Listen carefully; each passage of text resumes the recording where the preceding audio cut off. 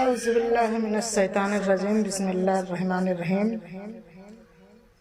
رمضان شریف کے فضائل بیان کرنے کی اجازت چاہتی ہوں۔ اعوذ باللہ من الشیطان الرجیم، بسم اللہ الرحمن الرحیم۔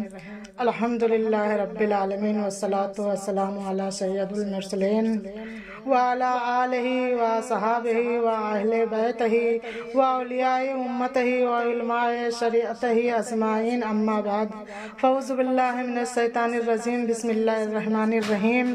یا ایھا الذین آمنوا کتب علیکم الصیام کما کتب علی الذین قبلکم لعلکم تتقون۔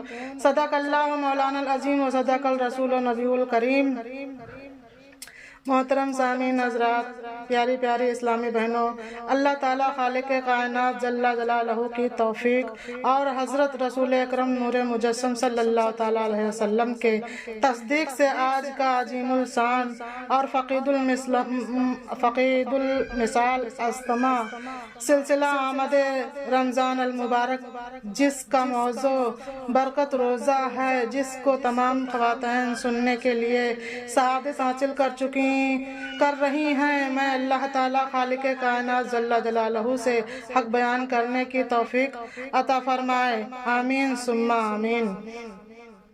فضائل درود پاک حضور پر نور صلی اللہ تعالیٰ علیہ وسلم کا فرمان علی شان ہے، جو مجھ پر درود پاک پڑھنا بھول گیا وہ جنت کا راستہ بھٹک گیا۔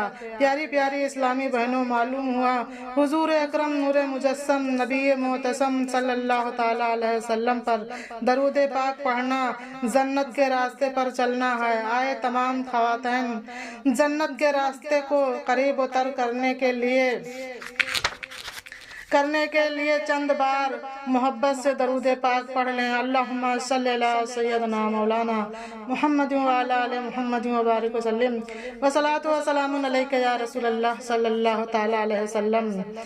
محترم حضرات، رمضان المبارک کا مہینہ بہت ہی عظمت و عزت و رفعت و بخشش والا ہے۔ رمضان کا معنی اور کیا ہے، آئیے سماعت فرمائیں۔ رمضان کا معنی ہے، امام باغوی رحمت اللہ علیہ فرماتے ہیں کہ رمضان ایک مہینے کا نام ہے اور رمض سے مشتق ہے، جس کے معنی ہے گرم پتھر، کیونکہ رمضان ایک مہینے کا نام ہے اور ایک مہینے کا نام ہے۔ سخت گرمی میں روزہ رکھتے تھے، لہٰذا اس لیے رمضان کہہ دیا۔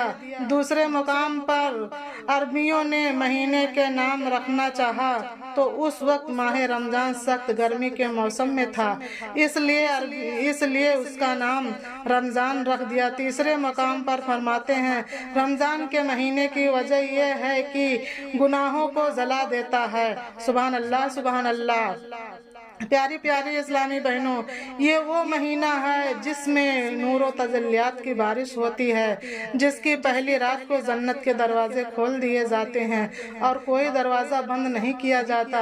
اس ماہ مبارک میں جہنم کے دروازے بند کر دیے جاتے ہیں، اس میں کوئی بھی دروازہ کھولا نہیں جاتا اور شیطان کو قید کر دیا جاتا ہے۔ سبحان اللہ، سبحان اللہ۔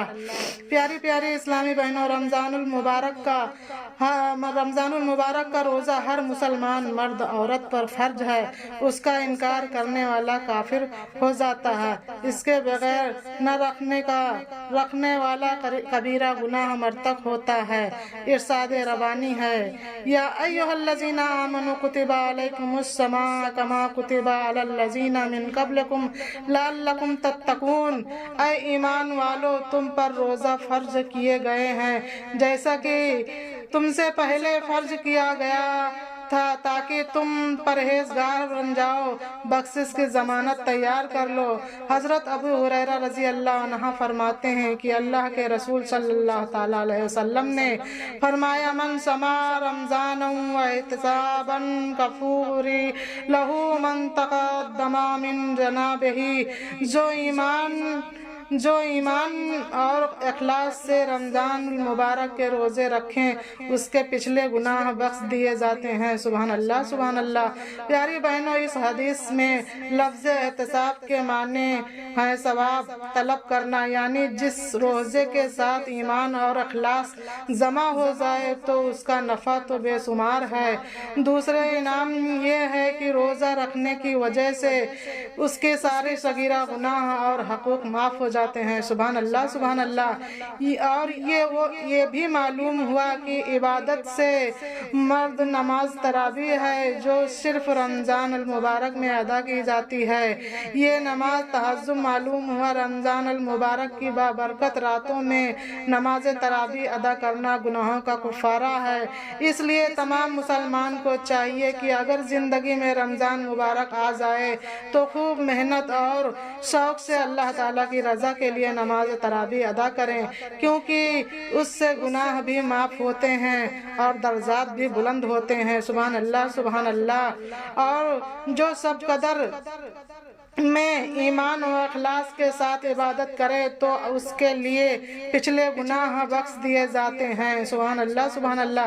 پیاری بہنوں، اس سے معلوم ہوا کہ رمضان مبارک کے روزے رکھنے سے گناہ معاف ہوتے ہیں اور نماز تراویح ادا کرنے سے درجات بلند ہوتے ہیں، اور سب قدر کی رات کو عبادت و تلاوت، توبہ، استغفار کرنے سے اللہ تعالیٰ کا قرب اور حضور پر نور احمد مصطفیٰ محمد مصطفیٰ صلی اللہ تعالیٰ علیہ وسلم کی شفاعت ملتی ہے۔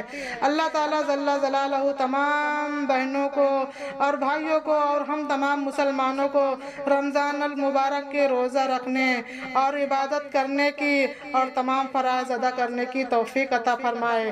آمین ثم آمین۔ وما علینا الا البلاغ المبین۔ سبحان ربک رب العزۃ عما یصفون وسلام علی المرسلین والحمد للہ رب العالمین۔